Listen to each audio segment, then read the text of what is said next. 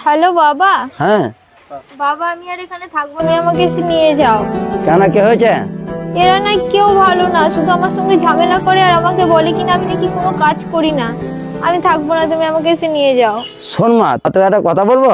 মা তুই এখন আসিস না, তোকে আমি না 10 দিন পরে আমি নিয়ে আসবো। হ্যাঁ তুই চলে এলে না ওরা তোর কদর বুঝবে না। আর এই 10 দিনের মধ্যে তোকে যা যা বলবো না ওরা, ওদের কথাগুলো সব সুন্দরভাবে শুনবি তুই। হ্যাঁ তুই সকাল সকাল উঠবি না, ওদের আগে সব কাজ করে দিবি। তারপর 10 দিন পরে যখন তোকে নিয়ে আসবো না, তখন তোর কদর ওরা বুঝতে পারবে। হ্যাঁ জল খাইটা একটু খরা শুকিয়ে গেছে। দাঁড়া দাঁড়া, আমি দিচ্ছি।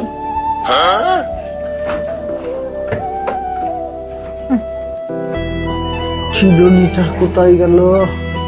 এই না চিকেন এখানে ছিল। হ্যাঁ তোর মাকে সস্তা করে পেলাম, তুই তো চুনোপুটি।